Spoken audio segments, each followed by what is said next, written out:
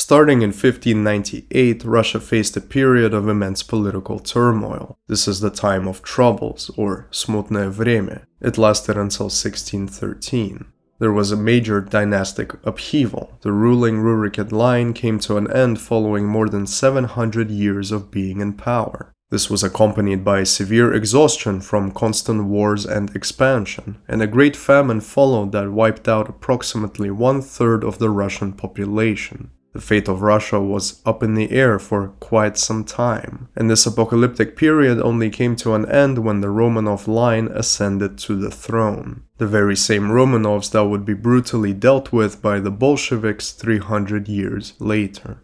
One of the most defining and fascinating moments from this time of troubles is the story of false Dmitry. This was an impostor that managed to seize the Russian throne while pretending to be a royal that had passed away years prior under mysterious circumstances as a young boy. This in itself already makes for a great story of political intrigue. But what truly sets this tale apart from any other historical impostor episode is that false Dmitry was not alone.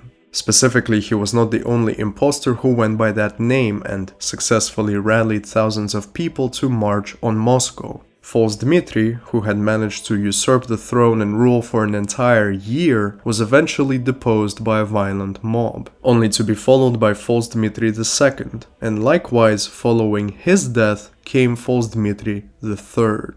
These are the major impostors. All of these individuals together claimed to be the same person, again and again, consistently evading their deaths, coming back for their rightful throne relentlessly as the country swarmed with foreign soldiers and hunger. This is the story I wish to share with you today. In order to arrive at an impostor successfully taking the Russian throne in 1605, we must first understand how any of this became possible in the first place. These events begin approximately 20 years prior to the time of troubles with Ivan IV, or as we infamously know him today, Ivan the Terrible. There is a lot to say about Ivan. His reign is one of the most significant historical question marks in the history of the Moscow state. He was born and raised at the center of a conspiratorial, backstabbing nobility, and this went on to underline his entire reign.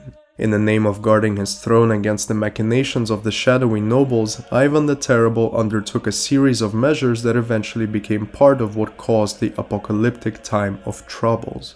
But it was not only Ivan's measures that snowballed into eventual disaster. There was another issue at play, arguably a much more significant one when it comes to the stability of a monarchy.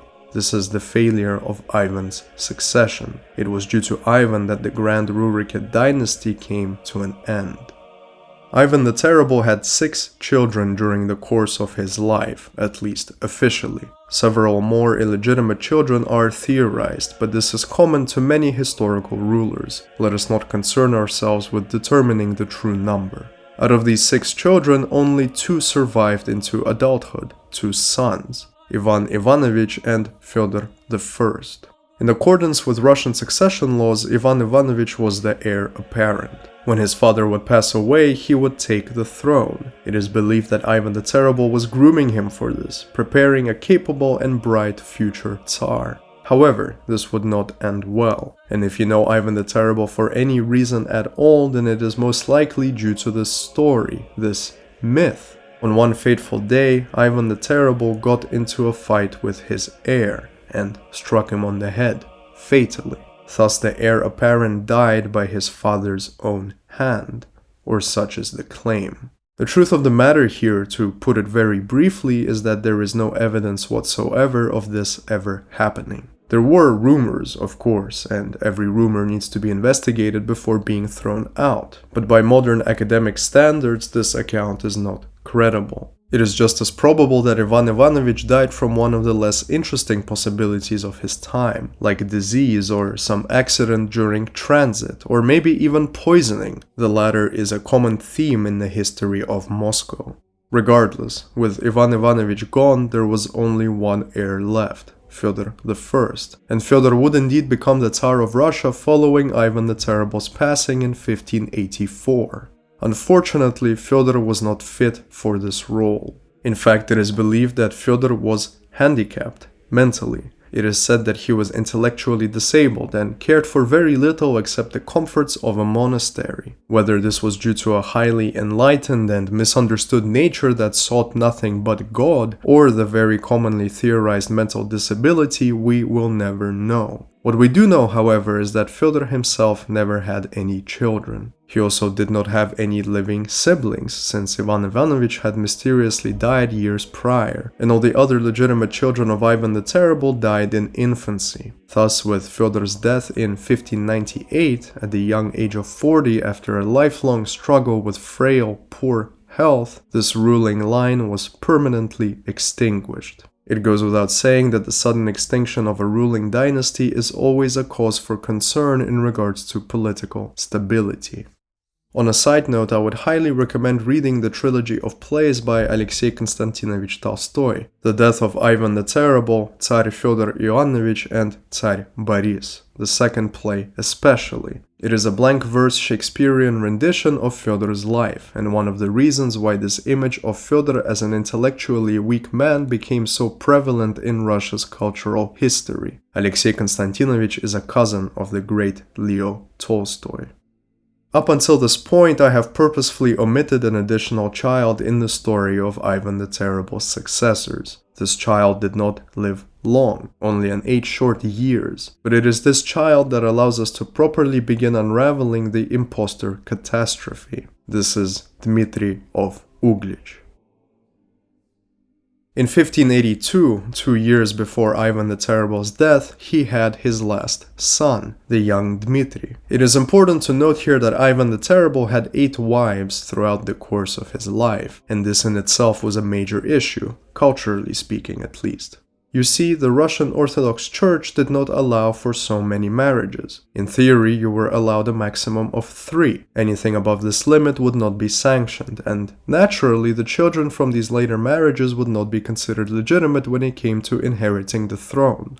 Thus, when it came to succession, despite the fact that both Fyodor and Dmitry were the living heirs to Ivan, only Fyodor was considered legitimate. He was born to Ivan's very first wife, who is believed to have been poisoned by the nobility shortly after his birth. When Fyodor ascended to the throne, the young Dmitry and his mother were sent away. It is believed that his presence in Moscow, even as a toddler, threatened the ambitions of the ever-scheming nobles that wanted to clean up the court, take advantage of the incapable Fyodor, and eventually install their own monarch from another favorable dynasty. This was essentially a soft coup.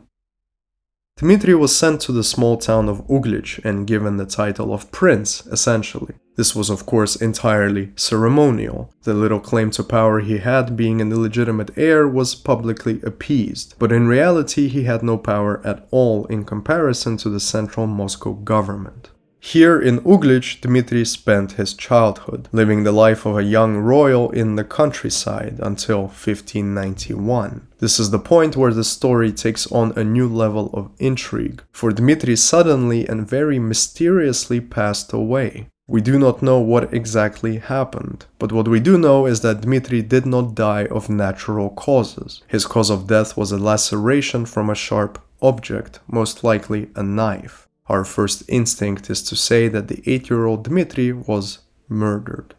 The theories surrounding his death are still numerous to this day. There were many interested parties that could have eliminated this child as a way to weaken the evidently faltering Rurikid line. The Russian nobles, domestically, could have played a part in this plot. It wouldn't be the first time. And several contemporaries did in fact believe that this was the case. Nobles from the Polish-Lithuanian Commonwealth, a significant opponent of the Moscow state by that point, could have also devised this plot, and in fact this theory is quite interesting to entertain considering the events that would shortly follow. However, it must also be said that Dmitry, much like his half-brother Fyodor, was believed to have had epilepsy. The official investigation into his death at the time made the conclusion that the boy had an epileptic episode while playing with a knife or a small saber, which unfortunately caused him to fatally harm himself in the process. Whichever theory we subscribe to, this mystery will remain, and we will never be able to properly put it to rest. The death of this child will not be too significant for the following decade. Fyodor would continue to rule for another 7 years, if we can even use that word. He was the sole, final representative of the Grand Rurikid line. However, it must also be stated that while Fyodor ruled at face value, true power was concentrated in a man called Boris Godunov.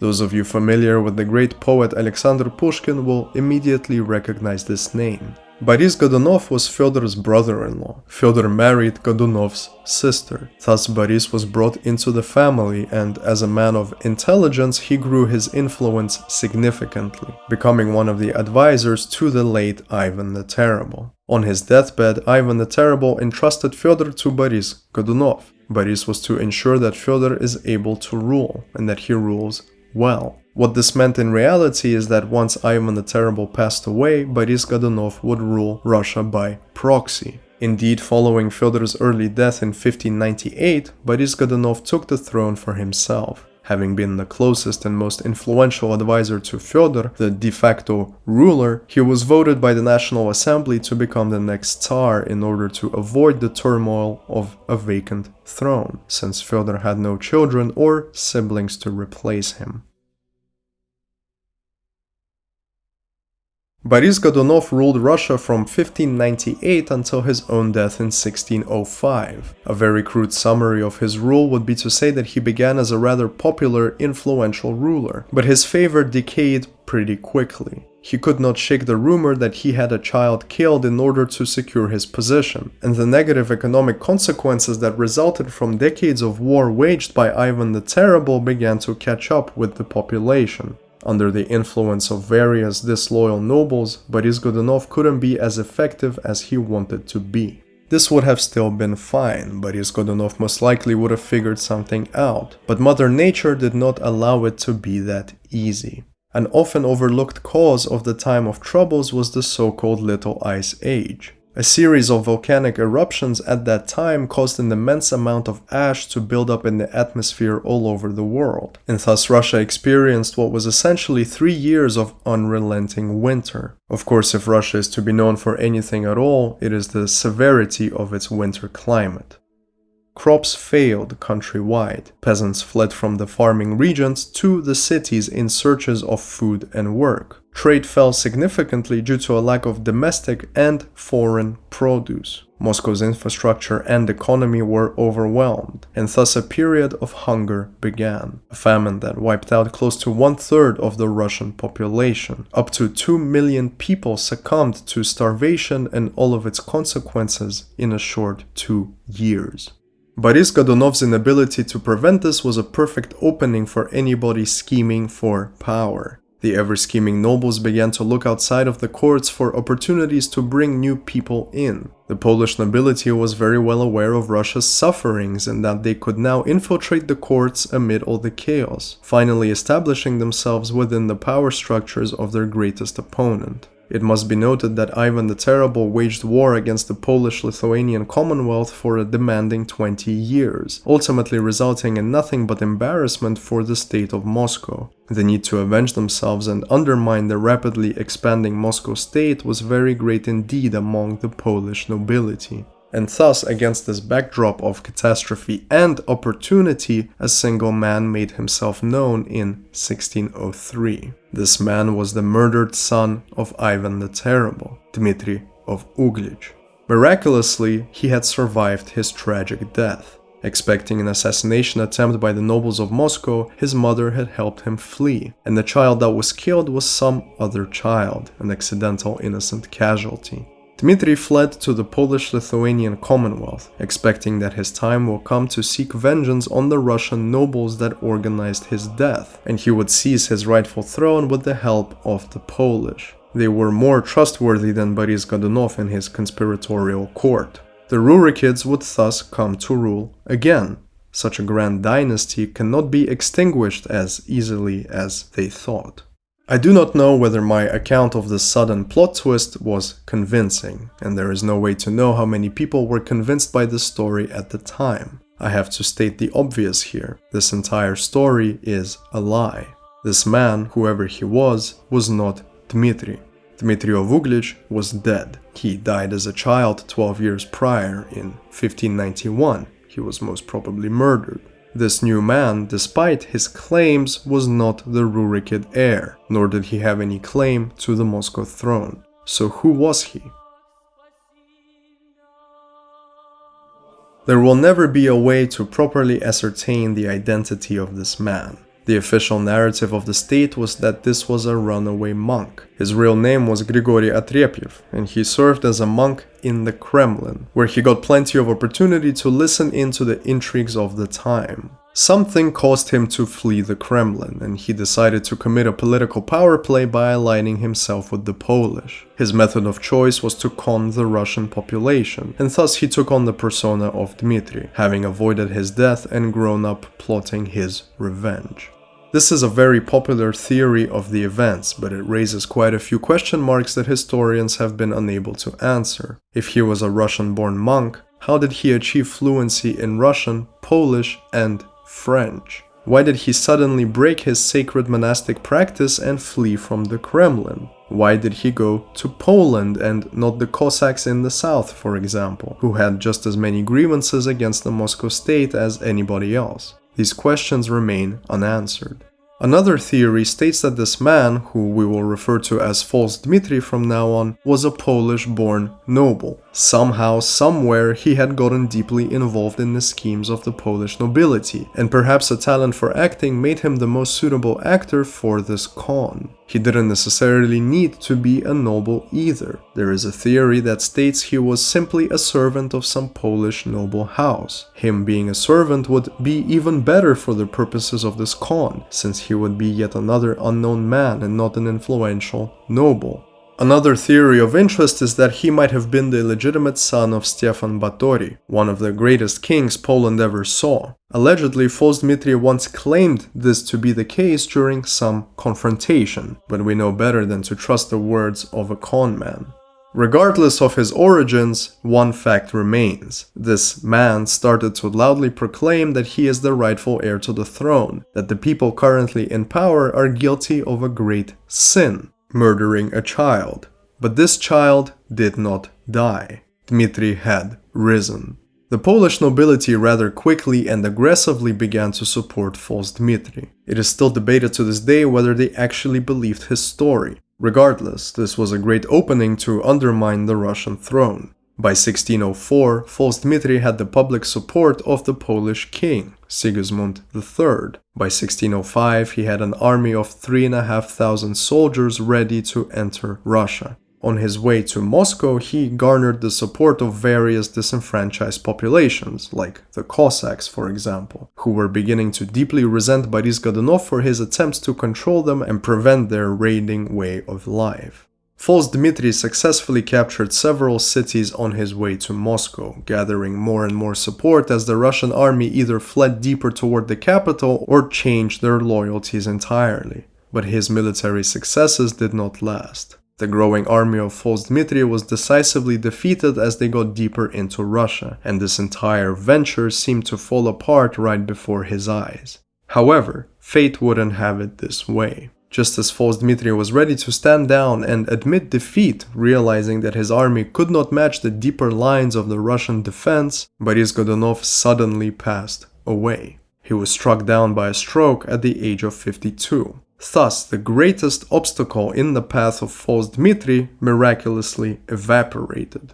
As soon as the victorious Russian forces heard of Godunov's passing, they defected to False Dmitry. The heir to Boris Godunov was his 15-year-old son, who was entirely unprepared to navigate the fragile state of the country at that time. On top of this, every Russian man knew that the nobility would use this opportunity to yet again play their games in the court, abusing the young heir's inexperience in matters of government authority. It made more sense to defect to False Dmitry's side than pledge loyalty to a young Tsar who will most likely get corrupted by the nobility, and they were correct to think so. Within a month, the nobles staged a coup in the court. They imprisoned the young heir and his relatives, while False Dmitry sent envoys to Russia to publicly proclaim that the rightful Rurikid heir is on his way. He is going to get his throne back by force if necessary.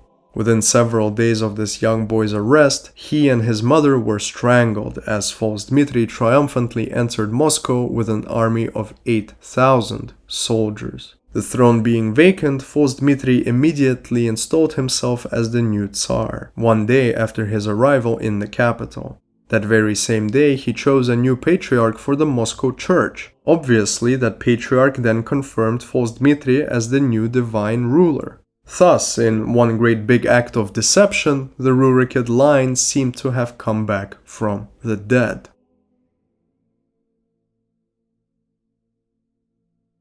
Perhaps the strangest moment of this entire tale occurred immediately after false Dmitry's arrival in Moscow. The widow of Ivan the Terrible was summoned, who in an emotional scene of embracing and tears confirmed that the man before her was indeed her son, the young boy who seemed to have died all those years back in Uglich, the boy she held in her arms as he bled out. It is said that false Dmitry did indeed have a likeness to his father, Ivan the Terrible. It is entirely possible that the widow in her older age was convinced by this. It is also entirely possible that she was pressured by interested parties to confirm false Dmitry as the heir, strengthening his claim immensely in the eyes of the public. There is no reason to doubt that she might have been influenced by a threat of violence to do this.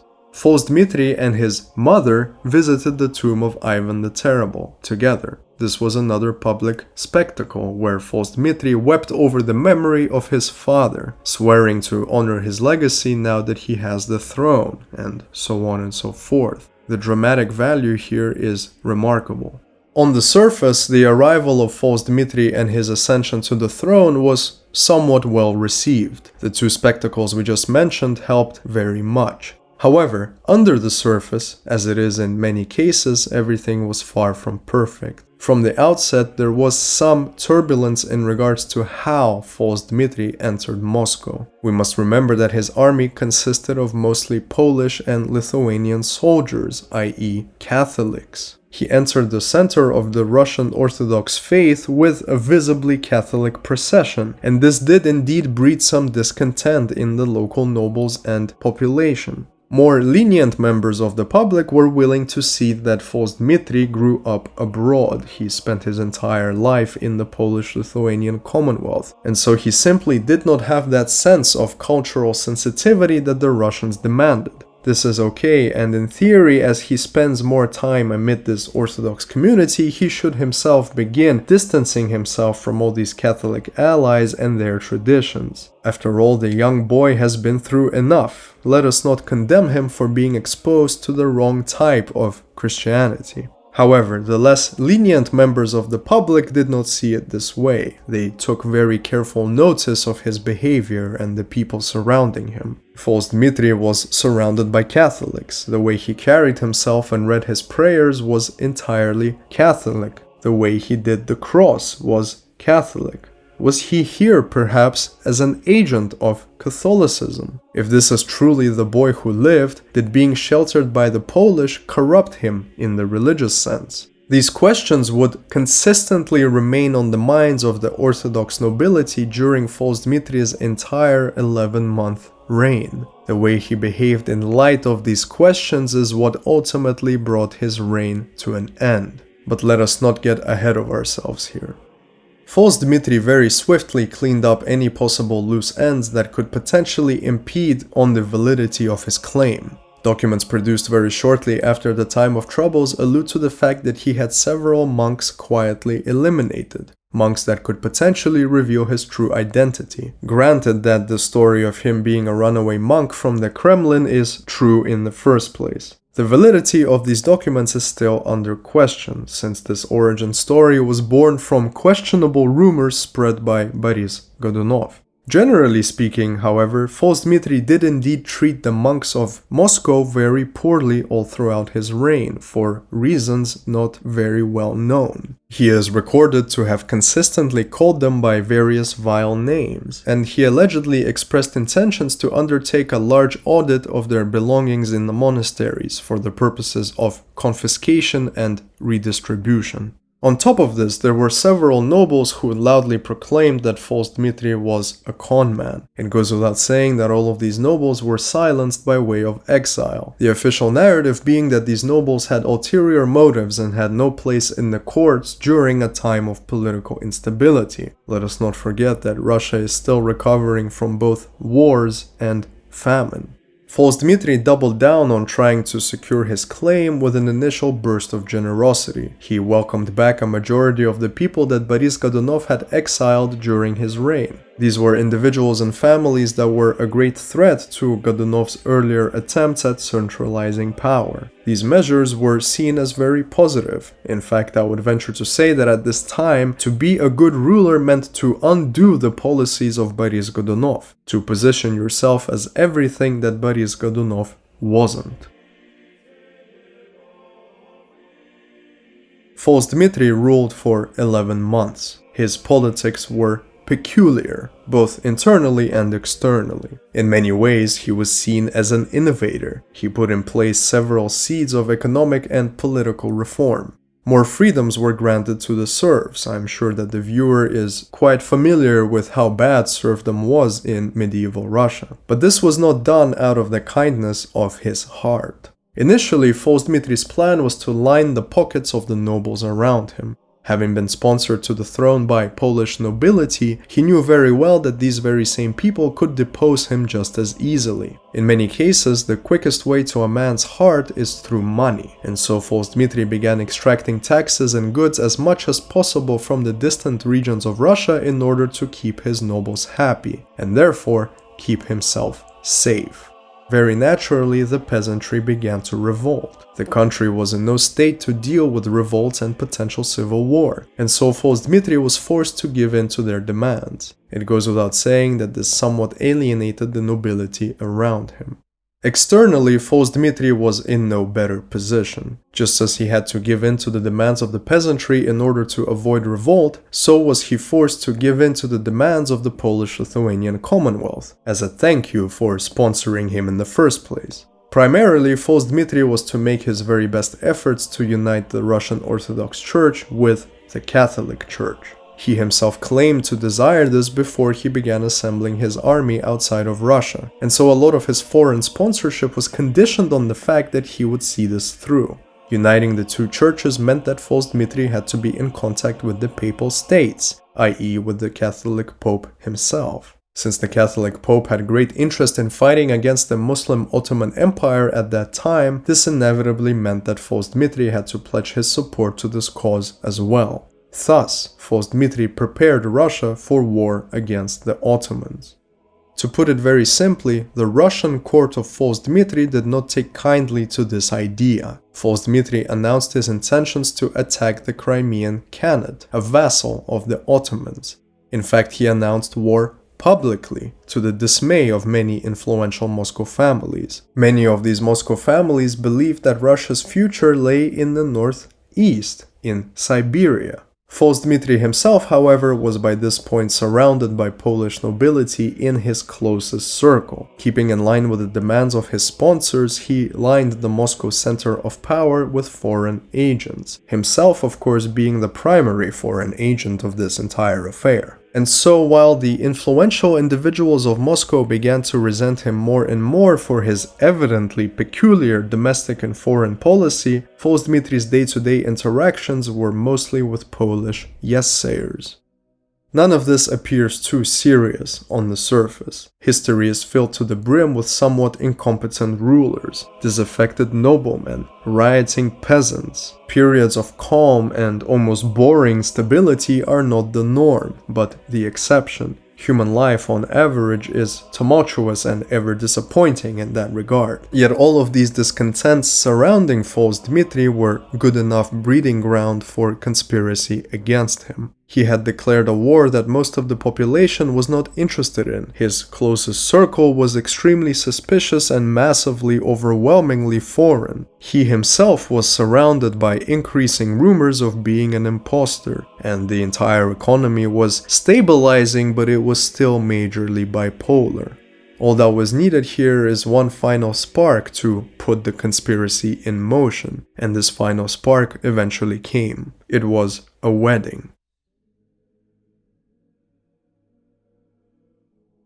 On the 8th of May 1606, false Dmitry married Marina Mniszek. Marina was the daughter of an influential Polish military man. This marriage was entirely political in nature. False Dmitry was no idiot. Successful conmen never are. He could indeed feel that the ground beneath his feet was slowly trembling as rumors grew, as the Russian nobility turned their back on him more and more. This marriage would hopefully alleviate some of his stress. He would be marrying into Polish nobility, with personal approval from the Polish king, and thus his father-in-law would be able to provide him with great military support should he need it. Once again, Marina's father was an important military man. It goes without saying that the Polish also stood to benefit from this union. This would be an act of further infiltration and undermining of the Russian throne. Even more Polish nobility could make their way to the Moscow government, under the guise of following Marina to her new home.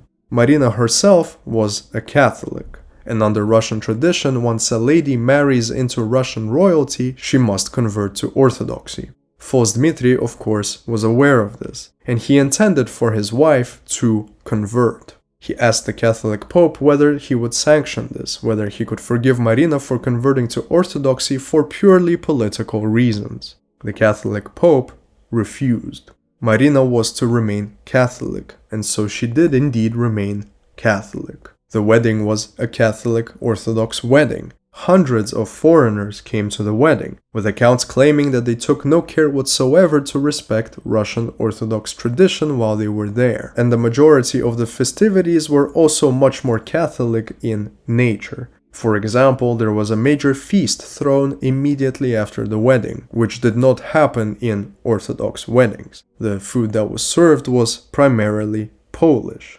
This public disrespect and disregard of Russian Orthodox tradition was enough to turn the remaining Moscow loyalists. This man on the throne, whoever he may be, is clearly a foreign agent. Even if he is indeed the long-dead son of Ivan the Terrible, he has sold his body to foreign powers. It is these foreign powers that now, evidently, rule Moscow. 6 days after the wedding, while festivities were still going strong, several Moscow nobles came together to form a plot against both the Tsar and the Polish members of his court. News of this plot were, of course, immediately leaked to false Dmitry, but false Dmitry did not believe them. For the next few days, he continued to celebrate his marriage lavishly, with great parties and orchestras, while more and more people came to warn him of a looming plot. He continued to ignore these warnings. On the 17th of May, 1606, the Moscow nobility finally set their plan in motion. Early in the morning of the 17th, a group of Russian conspirators began ringing alarm bells all over the city center. Literally. The population woke up to panic and chaos in the streets as people frantically tried to figure out what the exact problem was. Before long, the conspirators began to inform everybody they could that the Tsar is under attack by the Polish. Overnight, the Polish nobility turned on the Tsar for some reason, and it is now the responsibility of the citizens to fight the Polish back and defend the Tsar. This was, of course, a lie. A very well executed lie, in fact, for the people did indeed begin to seek out and attack the mass of Poles that arrived for the festivities of false Dmitry's wedding. Amid this fierce manhunt, the Russian conspirators themselves broke into the Kremlin and began seeking false Dmitry. It goes without saying that their aim here was to eliminate him once and for all. False Dmitry rather quickly caught on to what was happening, and failing to find his new wife, began to make his escape. The Kremlin courtyard and lower floors were brimming with Russian nobles and soldiers, and so false Dmitry had only one way out of the building, one of the tall windows on the upper floors of the Kremlin, and so he took the jump. As he landed on the ground, he shattered the bones in one of his legs. He was thus in no condition to make a quick escape, and instead decided to seek shelter in a nearby bathhouse, hoping that the servants there will assist him until this coup blows over. Unfortunately for him, this bathhouse had already been taken by the Russian nobles, and thus as he arrived and attempted to blend in with the crowd, he was spotted almost immediately and captured by the noblemen. During this entire time, his personal guard was nowhere to be seen, and this was intentional. The night before, one of the conspirators passed a fake order to the guardsmen, stating that a majority of them, more than 70 out of the 100-strong unit, can take a break from their duties, since the festivities had been exhausting. They had worked several shifts back to back. The remaining guardsmen on duty revolted alongside the noblemen, simply for the reason of preserving their lives amid the overwhelming chaos of that morning. False Dmitry was killed almost immediately following his capture. His final moments of life was him being dragged to the Kremlin courtyard, where a mob then beat him to death. His body was dismembered and then burned to ash, and a very popular tale states that these remaining ashes were shot from a cannon in the direction of Poland. Thus, the infamous conman was sent back home. Moscow had finally regained some semblance of sanity following that day. The foreign agents were purged by a violent mob, whether they were truly foreign agents or simply innocent bystanders who had arrived to enjoy a wedding. Hundreds of Poles were killed that day. The Polish wife and father-in-law of false Dmitry were taken prisoner. The Russian nobility moved in to reclaim the court and establish a new ruler, and this ruler came from within their own ranks. One of the leaders of the coup, Vasily Shuisky, was elected Tsar. This is a man from an extremely influential family, and the history of his family is very important to the reign of Ivan the Terrible in the previous century. The church legitimized his claim, having been so utterly shocked by false Dmitry's blatant disrespect of the Orthodox tradition during his wedding. The man to bring him down would of course get the full support of the church, undoubtedly. The nobles that voted Vasily Shuisky onto the throne were the very same nobles that he himself had rallied to participate in the conspiracy in the first place. After close to a year of an impostor ruling the country in very, very peculiar ways, everything seemed to finally calm down. And yet, this couldn't be further from the truth.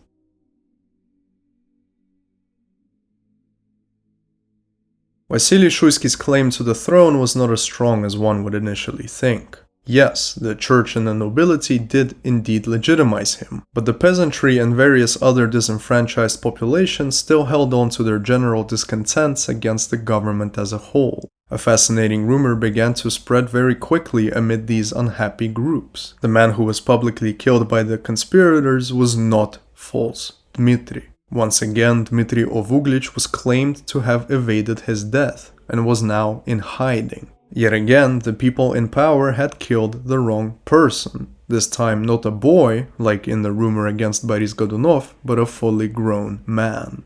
This rumor was spread amid the rebellious peasants and Cossacks by none other than a nobleman. It is for a reason that I stress just how much the nobility was known to create schemes in Russia. I myself do not have any particular issue against this. It is quite natural to seek ways to take power for yourself. But the historical fact is undeniable that the nobility's aims were often revolved around getting more power for their family and friends, and taking it away from opposing families.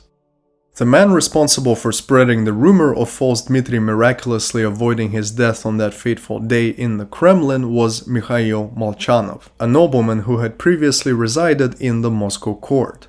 During the day of the coup, he had the wits to steal the Tsar's official letter-writing stationery, and then he fled to the south of Russia, where the discontents amid the peasantry had been the highest for quite some time, and where the Cossacks mainly resided. Here he began posing as false Dmitry himself. He wrote official letters, signed by Tsar Dmitry of Uglich, proclaiming to the people of Moscow that he was alive and well, and that he will return very soon. This con, however, was not as effective as he wished, at least not in the way that he had hoped. Those who received him in the south knew immediately that this is not false Dmitry, and yet his political agitation did not go to waste. A certain Cossack, Ivan Bolotnikov, capitalized on the rumors he was spreading in order to begin the so-called Bolotnikov uprising. Detailing the events of this uprising would derail our story far too much, and so I will summarize by saying that Bolotnikov took this perfect opportunity very skillfully to undermine the new Tsar, Vasily Shuisky. The people of Russia, believing that false Dmitry is alive and well somewhere, rallied behind Bolotnikov, hoping that his rebels will be able to oust Shuisky and pave the way for false Dmitry to return. They were expecting that he would learn some lessons from this entire wedding fiasco and that he will rule better, more respectfully this time. At the height of this uprising, more than 70 cities of Russia pledged their allegiance to Bolotnikov, both verbally and practically, designating soldiers to the cause of sieging Moscow. It is at this height, a year into Shuisky's rule, amid the countrywide turbulence and chaos, that a new impostor made himself known, false Dmitry II.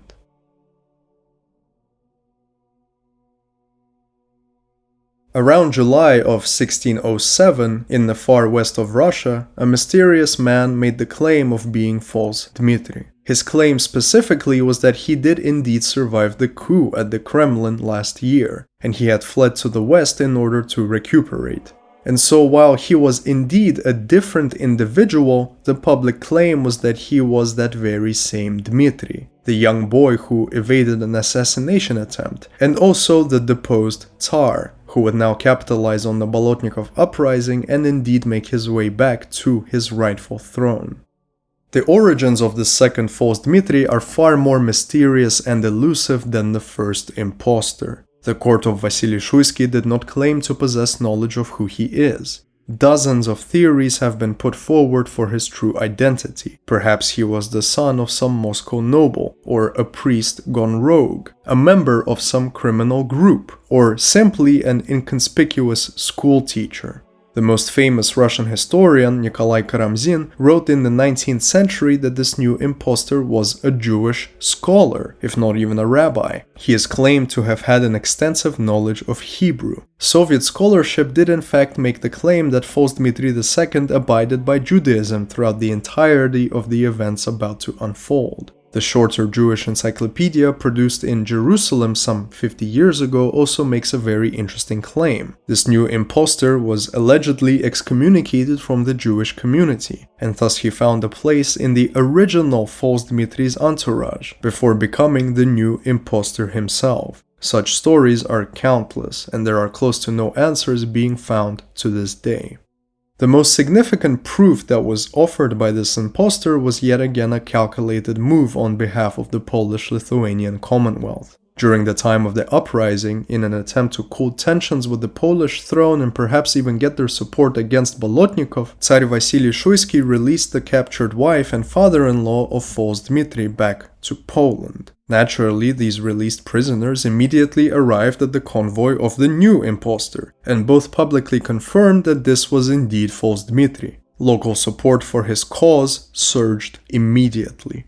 There is absolutely no doubt, or at least I hope, that this was a calculated political move. The Polish-Lithuanian Commonwealth capitalizing on the Bolotnikov uprising in yet another attempt to not only establish their influence within the Moscow court, but also exact their vengeance for all those Polish nobles that Shuisky and his conspirators cut down on the day of the coup. The fake letters sent by Mikhail Molchanov played into the new false Dmitry's favor. It was now believed that he was the one who sent them, and so all layers of society began flocking under his banner. Many of the Russian nobles, especially those who had fled the capital during the Kremlin coup, now pledged their support to false Dmitry II, believing that Vasily Shuisky was doomed due to the Bolotnikov uprising. Various Cossacks, Poles, and Russian peasants from the 70 rebelling cities also united under the new impostor, in many cases truly believing his claim of having evaded death yet again. With this relatively widespread support, false Dmitry II began to march toward Moscow. It is by an immense stroke of luck that false Dmitry II never managed to capture Moscow, at least not the main seat of power. On his way through the country toward the capital, his forces decisively defeated every opposition they met. Masses of soldiers loyal to Shuisky fled deeper and deeper into the country, bringing with them terrifying reports that False Dmitry's army is gigantic, like an army they had never seen before. By the time that False Dmitry II found himself at Moscow, a vast majority of Russia's population believed he would take the city without a struggle and thus reclaim his throne. The only reason this did not happen was due to stalling.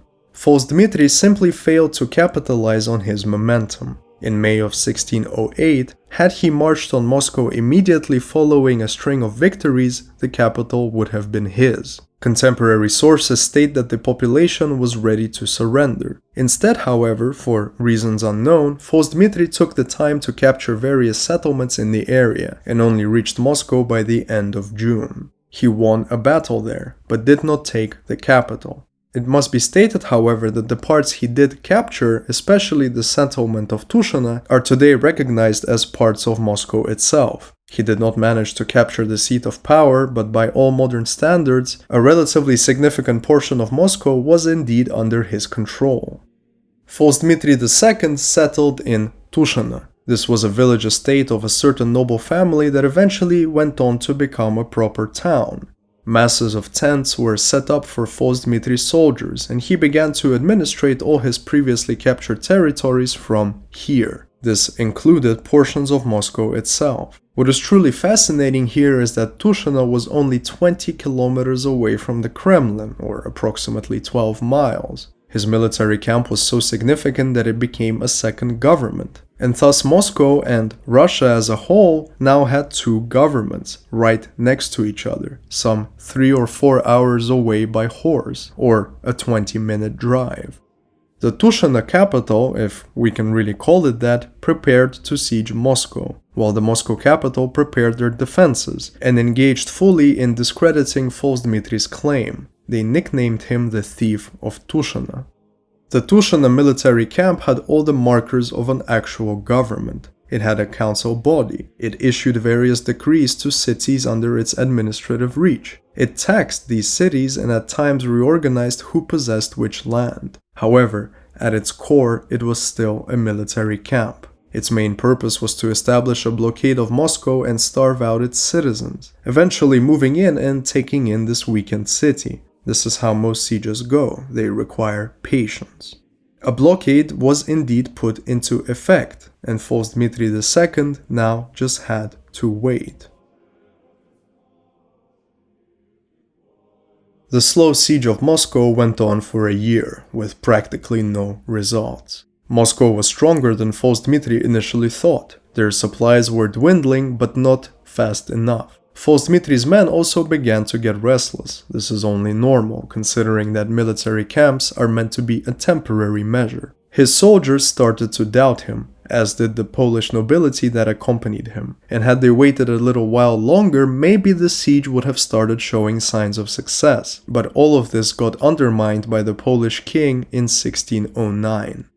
Seeing that no real progress was being made, and fearing that Shuisky and his court were using this time to foster new alliances, the Polish king formally declared war on Russia. He was evidently disappointed in False Dmitry's lack of progress, and his new plan was to take the capital himself, and put his son on the throne, the Polish prince Vladislav. This change of heart essentially sealed the end of False Dmitry II.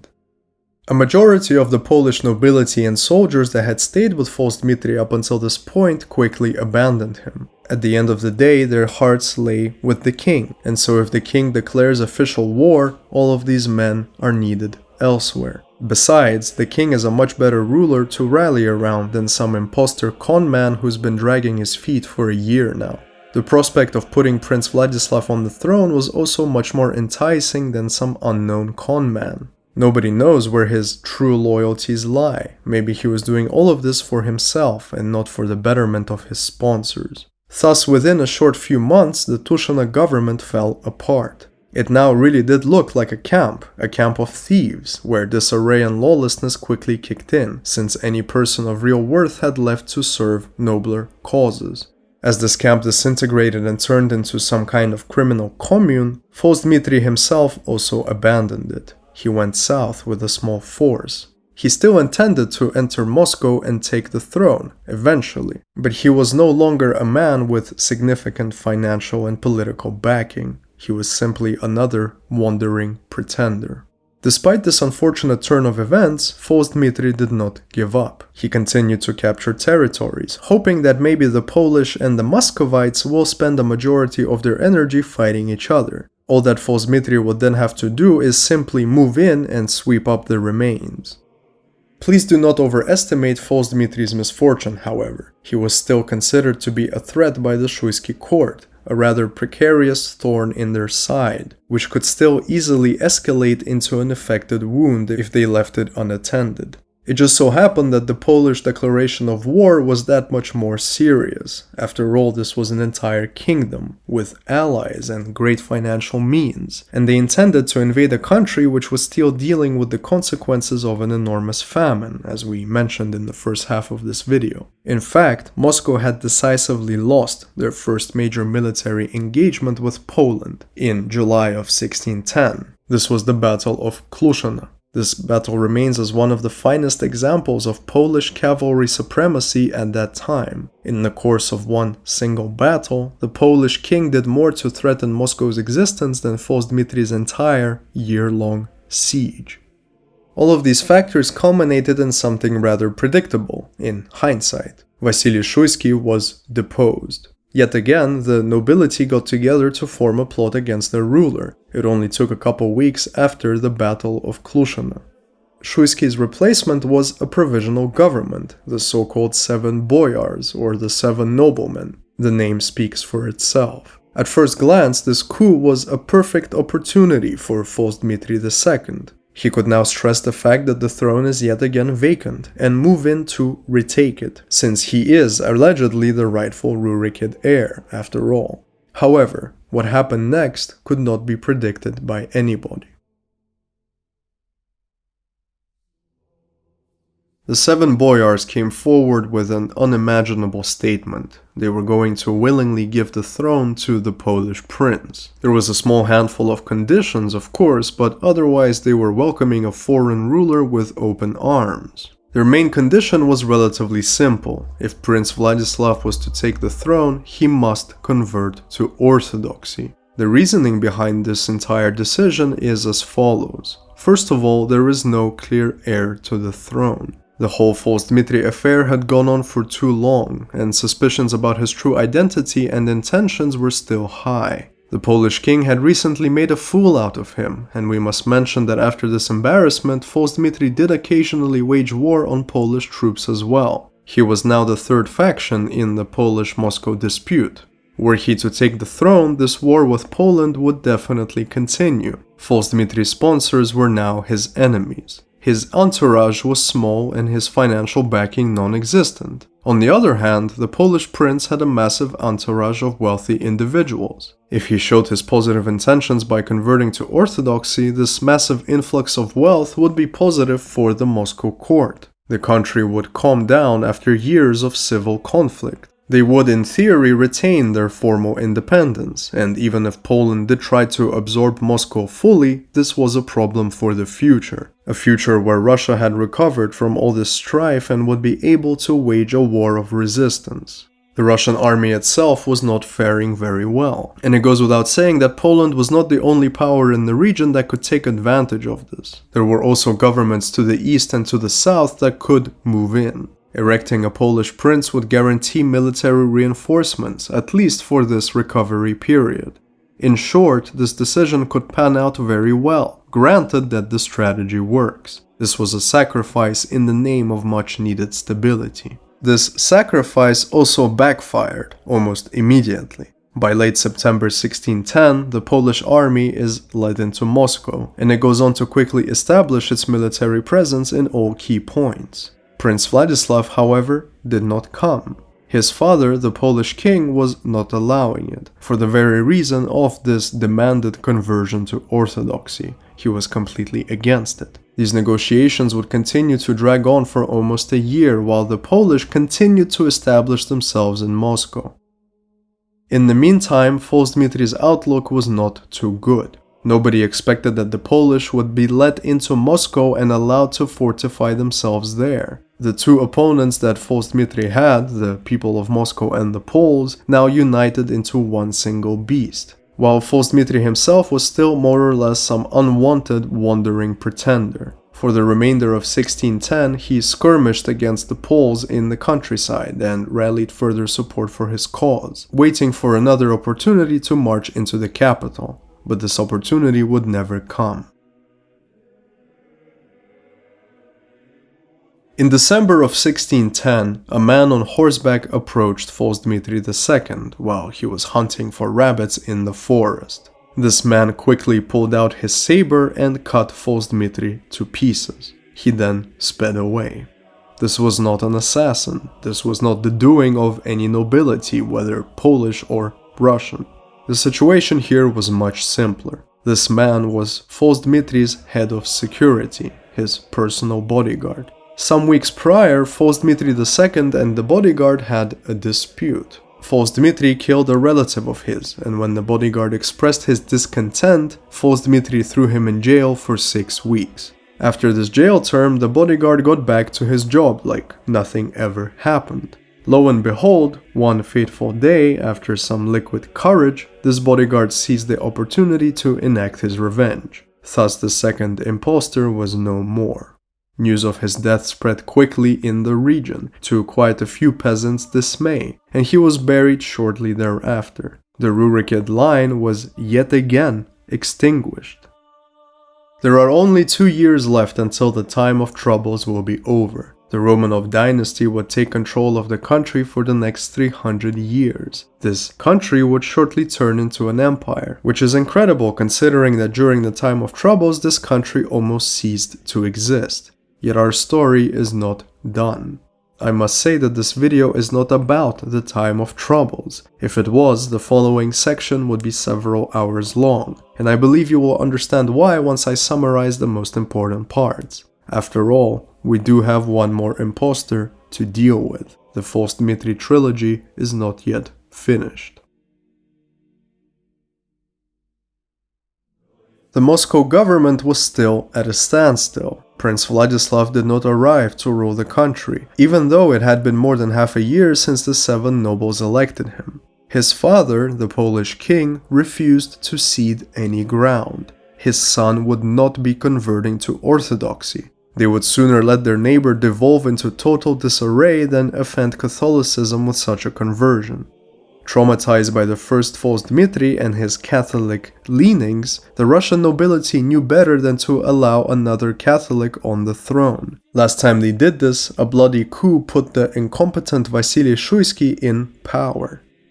This standstill went on, and tensions grew. It must be noted that all those Polish troops that were let into Moscow never left. They treated it as a captured city and took it over to such an extent that this event is now historically referred to as an occupation, the Polish-Lithuanian occupation of Moscow. Cultural differences, religious differences, the tendency for an occupier to abuse and profit off of the occupied population. Moscow was a great barrel of gunpowder, waiting for a flame to set it off. This flame came in early 1611. The Polish king Sigismund announced a new plan. He now wanted the throne that was promised to his son. Prince Vladislav will not be converting to Orthodoxy. Instead, Sigismund will come in and take the throne, resolving the standstill in the most reliable way known to man, through force.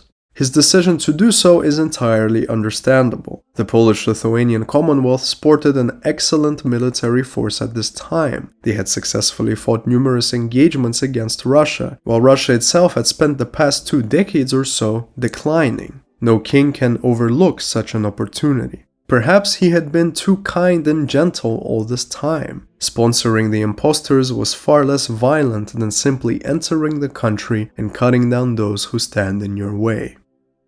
This new plan of action was the much-needed flame that set off an inferno in Moscow. I use the word inferno on purpose here. Moscow would indeed burn, as it had many times before during periods of strife. This time, according to various estimates, more than 5,000 citizens died in the fire. This fire occurred in March of 1611. A Russian militia force had organized itself and marched on Moscow, aiming to finally free the city from the Polish once and for all after they had heard of Sigismund's new intentions. As the militia approached, the Polish tried to rally local citizens to help them fortify their defenses. The citizens saw this as an opportunity to rebel and refused, at which point chaos erupted. Poles and Muscovites slaughtered each other while the militia moved closer and closer to Moscow. The Polish were relatively overwhelmed, and the only strategic solution they saw was to set the city ablaze. It roared in these flames for 3 days, burning thousands alive. This effectively ended this uprising, but it also marked the beginning of a 19-month-long effort to end the Polish occupation of Moscow. For the following 19 months, skirmishes reigned supreme. The country was at war with itself. Its seat of power, or what was left of it after the fire, was still held by a foreign power, while the resistance forces, the so-called Russian Volunteer Army, roamed around the city and picked off Polish reconnaissance groups, supply wagons, and so on. And so, very naturally, during this turbulent summertime of 1611, a certain interesting rumor began to spread in the battlefields. We are intimately familiar with this rumor by now. Dmitry of Uglich lives. Dmitry of Uglich is back, yet again, with intentions to march on Moscow, capitalizing on the great turmoil of the Russian uprising against the Polish. His reported death at the hands of an upset bodyguard was a lie. This was his claim, at least. Of course, this claim itself is also a lie. The man we refer to as false Dmitry II did indeed die in 1610. This new man, false Dmitry III, was not him. Neither was he false Dmitry I, nor the young Dmitry from Uglich. Again, we must ask the question, who was he then? Who is yet again at the source of this undying rumor? Unlike his two predecessors, false Dmitry III was nobody special. His identity isn't surrounded with anywhere near as much mystery. The widely held consensus is that he was a Cossack from the Russian south, pushed forward by other Cossacks. The previous false Dmitry also had quite a few Cossacks in his entourage, and so we could venture to say that after the death of the second false Dmitry, the Cossacks decided to co-opt the project for themselves. According to Swedish sources, false Dmitry III first made himself known in the great city of Novgorod. He was a traveling knife merchant of Cossack origin who went by the name of Sidorka. It was the Swedes who first got this information because of their intentions to capture Novgorod. They kept a very good track of all the happenings in the city. The citizens of Novgorod had no interest in con games, and so Sidorka, or false Dmitry III, was very quickly kicked out of the city. He and his Cossack entourage fled south, where he began to gather all the former supporters of his predecessor, false Dmitry II. By early 1612, amid a countryside torn between Russian, Polish, and Swedish forces, false Dmitry III had gathered enough support to be crowned Tsar of Pskov. This would be his biggest achievement. I reiterate that this was a Cossack venture. Both the Russian and the Polish representatives stated very clearly their position that this man was a Cossack impostor, a criminal from the countryside propped up by the criminal elements of society as a whole. The reputation of the Cossacks at that time was nowhere near as romanticized as it would be in later Russian literary circles. It is worth pointing out another peculiar element at play here. Certain historians believe that there was another impostor active at the same time. The historical record makes reference to a fourth false Dmitry, who was active in the Astrakhan region at the same time as false Dmitry III reigned in Pskov. But there is great reason to doubt whether this man ever actually existed. He drops off the face of the earth rather quickly after his alleged appearance, and many modern historians believe that this was a record-keeping error, a confusion, which made two men out of one, i.e. this was all false Dmitry III. Despite the clear condemnation of this impostor by the Russian resistance forces, some notable people from within the movement did pledge their support to false Dmitry III. These were, once again, mostly Cossacks, who perhaps saw more value in this Cossack organized venture than the Russian venture of liberating Moscow. A lot of the Russian South slowly came to recognize false Dmitry III as something. Maybe not the true heir to the Moscow throne, but still a significant opportunity for change, especially in comparison to the currently reigning Polish forces at the center of government. Another large portion of Russian cities, however, condemned this impostor severely, going as far as to say that his crowning in Pskov was an illegal act. Thus, he was not recognized as anything official at all. To these cities, he came to be known as the Thief of Pskov, much like his predecessor was the Thief of Tushino. This discordant element within the Russian resistance eventually forced it to fracture, creating two separate movements, the First and Second Volunteer Armies. Their goal was still one, to regain control of Russia, of course. But the question of who was to rule Moscow after this liberation kept them at odds with each other. This was of course not the only reason for the split of the First and Second Volunteer Armies, and by far not the most important one either, but for purposes of brevity, we will leave it at that.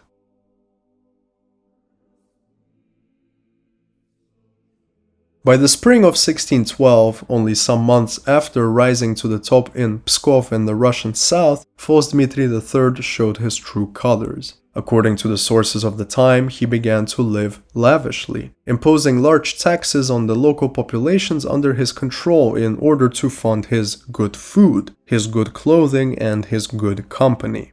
Those who escaped the wider Moscow area in favor of the new impostor were very quickly disillusioned, and they abandoned his cause as swiftly as they had joined it. The citizens of Pskov, suffering under his seemingly senseless taxations, began to form a plot against him. As this plot formed, both Polish and Swedish elements saw success in fighting his Cossack forces. Several cities linked to Pskov were ransacked, and the forces of false Dmitry stationed there were liquidated. False Dmitry III did very little except enjoy his life at the cost of the local citizens, and so in late May of 1612, the Pskov conspirators attempted to kidnap false Dmitry III and his main advisor. The two of them managed to escape, however, and they fled from Pskov. This advisor, who was arguably the only friend false Dmitry had at this point, betrayed him shortly after. He made a deal with one of the volunteer armies to give him up. In return, he would be forgiven for advising him and for following him, and he would thus also be allowed to participate in the wider liberation cause. And so he did exactly that. False Dmitry III suddenly found himself in captivity under Moscow, in the camp of the Second Volunteer Army. Having suddenly disappeared from the grand scene of the Russian conflict, he was rather quickly forgotten, just rotting in jail. The First and Second Volunteer Armies, being invigorated by the removal of this uncertain element, united into one force. Shortly thereafter, following a series of battles, the starving Polish garrison finally surrendered on October 27th of 1612. Moscow was finally liberated, and this point is generally seen as the end of the time of troubles. This victory is commemorated as Union Day every year in Russia on November 4th. Within a few months of this victory, a new Tsar was elected, Mikhail Romanov. Here the great Romanov dynasty found its roots on the throne, and would culminate in the brutal killing of Tsar Nicholas II and his family 300 years later. The reasons for why he was elected above anybody else are severalfold. He was young and promising. He had very distant relation to former rulers. His family had been of great influence for quite some time in Moscow. His father had been the patriarch of the Russian Orthodox Church, and he was taken prisoner by Sigismund III in 1610, after publicly resisting the Polish Muscovite idea of putting a Polish prince on the throne. At the time when Mikhail Romanov was elected, his father was still in captivity, and would remain so until 1618. The patriotic spirit soaring among the liberated victorious Russians saw this as a great sacrifice, and thus Mikhail, on the basis of his father's brave captivity, would make for a very motivated ruler. Perhaps he would negotiate the Polish question more carefully, seeing that all-out war would spell doom for his father. Hostages often pay the price when diplomacy reaches the final, violent stage.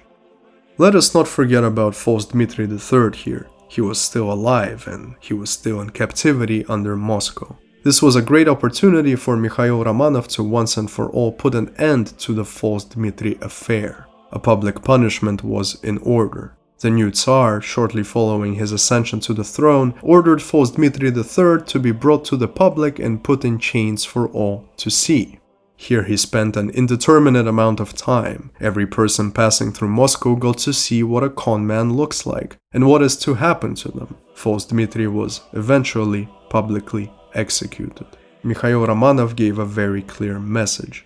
I am the Tsar, and no pretender will live to undermine my authority. Indeed, no other false Dmitry would ever gain prominence. The time of troubles was now over. The only way forward is prosperity, with the establishment of an empire on the horizon.